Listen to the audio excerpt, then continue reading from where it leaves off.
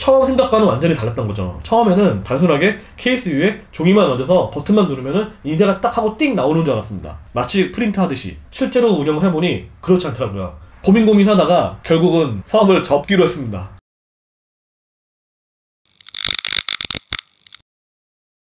안녕하세요, 비주로그 백구입니다. 오늘은 제가 진행해왔던 사업 아이템 중 하나가 완전히 망해버린 이야기를 한번 들려드리도록 하겠습니다. 제가 사업 1년차를 어떻게 잘 버텨내고 2년차에 접어들었을 쯤이었습니다. 유통만 하다가 뭔가 새로운 걸 해보고 싶었어요. 그러다가 제 눈에 들어왔던 것이 바로 핸드폰 케이스 사업이었습니다. 혹시 제 영상을 보시는 분들 중에서도 핸드폰 케이스 사업을 해보신 분들도 계실 거라고 생각을 해요. 아니면 하고 계신 분들이나. 결론적으로 말씀드리면 저는 완전히 망했고요. 상당히 어렵다였습니다. 어떻게 제가 유통을 하다가 핸드폰 케이스 사업을 시작을 하게 됐냐. 사업 1년차가 되고 나서 마케팅에 눈을 뜨게 됩니다. 그러다가 카카오에서 운영하는 스토리 채널, 페이스북 페이지, 인스타그램, 마지막으로 밴드, 이 4개의 SNS 플랫폼을 조사를 막 하던 중이었어요. 그런데 제 눈에 들어오는 게 하나 있었어요. 바로 핸드폰 케이스였죠. 이미 누군가가 핸드폰 케이스를 SNS를 활용을 해서 판매를 하고 있더라고요. 그 가격대가 상당히 높았어요. 그 SNS에 들어갔을 때도 엄청 고급스러웠습니다.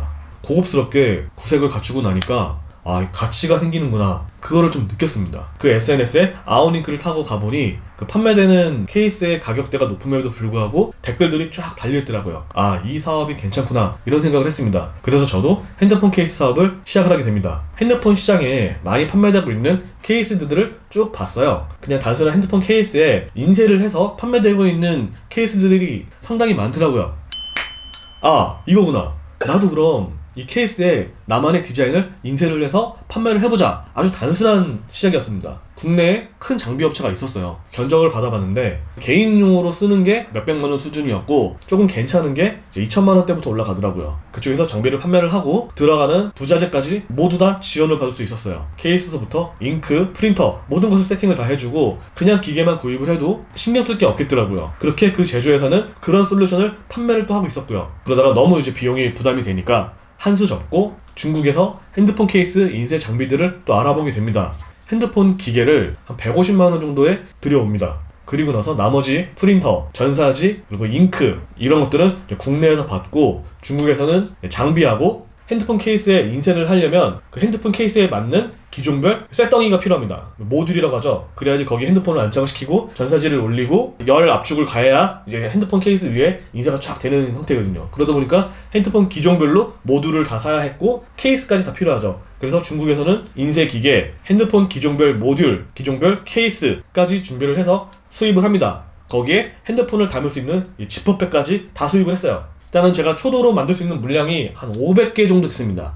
제가 개당 10,000원 정도에 판매를 하려고 했거든요. 그때 당시 핸드폰 케이스 소비자가가 뭐 들쑥날쑥했지만 평균적으로 10,000원대였습니다. 10,000원에서 15,000원, 조금 더 커스터마이징이 되는 거는 뭐 20,000원, 요런 선이 형성이 돼 있어서 마진은 괜찮았어요. 500개분을 쳐냈을 때 손익분기점은 넘는구나 라고 생각을 하고 세팅을 합니다. 근데 제가 이거를 제조를 해서 판매를 하려면 사업자의 제조업을 추가를 해야 됩니다. 도착하기 전에 세무서에 가서 업종 추가를 하고 옵니다. 자, 기계가 도착을 했어요. 내심 좀 떨리더라고요. 하나씩 구워낼 수 있는 장비였습니다. 포토샵으로 디자인한 것을 전사지 전용 프린터에다가 인쇄를 쭉 합니다. 근데 여기서부터 좀 막히더라고요. 100% 깔끔하게 인쇄가 되지 않더라고요. 도트가 찍혀있는 것도 있고 선이 밀려있는 경우도 있고 미묘하게 약간 틀어지는 게 있더라고요. 전화를 했더니 처음에는 종이 같은 거를 먼저 한 2번 정도를 빼고 나서 인쇄를 하면 깔끔하게 나온다 라고 말씀을 해주시더라고요. 프린터가 새 거였기 때문에 저는 의심 없이 그렇게 했습니다. 실제로 한 2장 정도를 보내고 나서 3장째부터는 또 깔끔하게 나오더라고요. 전사지까지는 인쇄가 잘 됐습니다. 그 다음에 장비에다가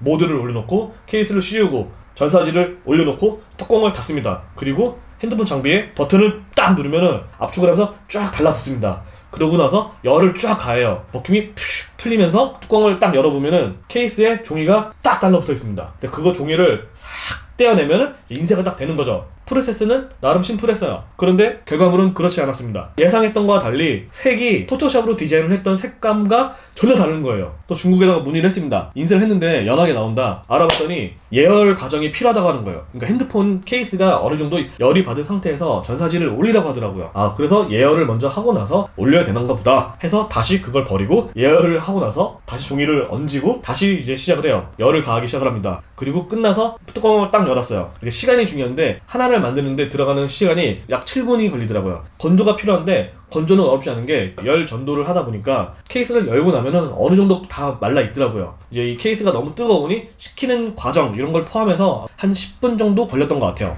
근데 문제는 퀄리티였습니다. 퀄리티가 너무 안 좋은 거예요. 그리고 저는 디자인을 커스텀을 좀 받으려고 했어요. 커플 사진이나 애기 사진, 기념 사진 이런 사진들을 커스텀을 받아서 커스텀 케이스를 만들려고 했는데 품질이 너무 안 좋았습니다. 전사가 다 끝나고 결과물을 딱 보는 순간 나도 돈 내고 사긴 어렵겠다 싶더라고요. 게다가 공수도 많이 들죠. 하나를 만드는데 10분이 걸립니다. 이것도 순탄하게 잘 진행이 됐을 경우인데 전사지에 프린트하는 과정에서도 오차가 생길 수가 있고 열 압축이 되는 과정에서도 종이가 움직일 수가 있어요. 그러면 핸드폰 케이스의 그 오차는 이미 거기서 끝나는 겁니다. 제대로 된 케이스를 제조를 하기 위해서는 여러 번 생산을 하는 과정이 필요하겠더라고요.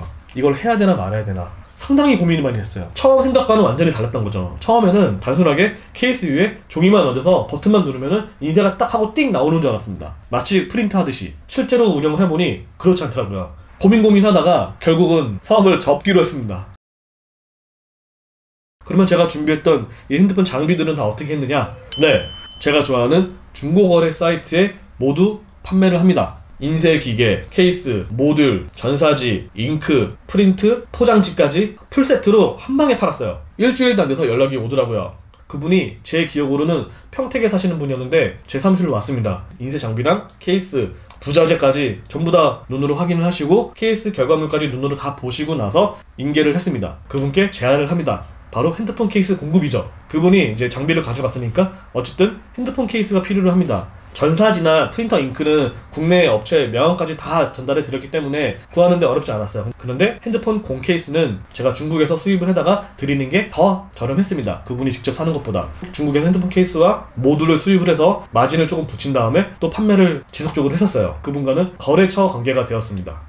혹시라도 이 영상을 그분께서 보신다면 지금 어떻게 사업은 잘 되고 계신지 여쭤보고 싶네요. 자, 이렇게 오늘은 제가 핸드폰 케이스 사업을 뛰어들다가 완전히 망해버린 이야기를 한번 들려드렸는데요. 다음에 또 재미있는 썰을 준비해 오도록 하겠습니다. 여기까지 백구였습니다. 감사합니다.